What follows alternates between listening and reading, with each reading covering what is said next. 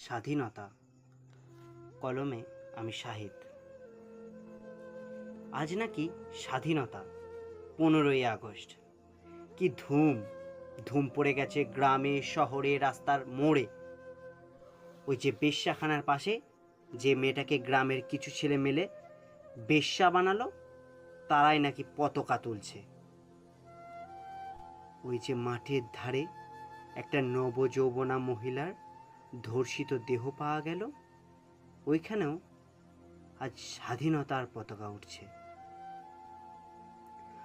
আরজি করের তিলোত্তমার নরম দেহ নিয়ে সরকারের পোষা কুকুরগুলো যখন তাদের শরীরের চাহিদা মিটিয়ে নিচ্ছিল, সেই ঘরটার পিছনে আজ পতাকা উঠছে। ছোট কাকার কোলে বসা ছোট্ট 5 বছরের মেয়েটার কি দোষ ছিল? সে তো শুধুমাত্র চকলেটকেই ভালোবাসত। তা বলে সে ছোট কাকারই শিকার হবে? আচ্ছা, আমরা কি সত্যিই স্বাধীন? যে দেশে 2 বছরের বাচ্চা মেয়েটাও রেহাই পায়নি, সে দেশে স্বাধীনতা? যে দেশে শিক্ষার অভাব হয়েছে সরকারি স্কুলে, শিক্ষক হয়েছে ধর্ষক, সে দেশে স্বাধীনতার পতাকা বিলাসিতা মাত্র নয় কি? মন্ত্রীর ছেলে ধর্ষণ করলে সেটা মেয়েটার দোষ, ধর্ষিতা পাবে 20 লক্ষ টাকা। এটা বুঝি যৌবনের দাম? ওহে ধনপতি কুবেরের, তোমার ছোট্ট মেয়েটারও কি দাম সেই 20 লক্ষ টাকা?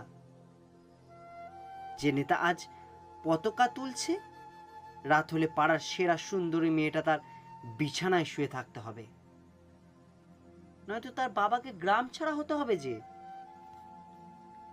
সত্যি এটাই বুঝি স্বাধীনতা?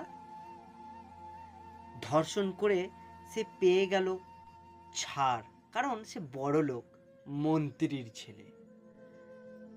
গরু খায় বলে রহিমের ফাঁসি চায়, জয় শ্রীরাম বলায় রামের চাই ফাঁসি।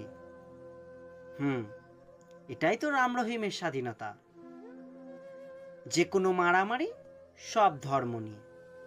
কিন্তু দেশের স্বাধীনতার ইতিহাসে আদতে ধর্ম ছিল কি? কোনটাকে স্বাধীনতা বলবো? যেখানে সত্যি বললে জেলে যেতে হবে, সেই দেশে স্বাধীনতা দিবস? ধিক, শতধিক। হে বিপ্লবী, তুমি করতে পারোনি নিজের প্রাণ দিয়েও দেশকে স্বাধীন। যে দেশের নারী নেই সুরক্ষিত, যেখানে বাক স্বাধীনতা নেই, সত্যি বললে যায় জেলে, সে দেশে কি করে স্বাধীন?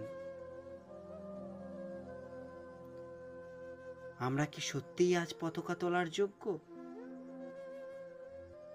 আমরা কি সত্যিই স্বাধীন? পতাকায় কি রক্তের দাগ নেই? নেই ধর্ষিতা নারীর চিৎকার? প্রশ্ন রেখে গেলাম, উত্তর খুঁজো তোমরা। জয় হিন্দ।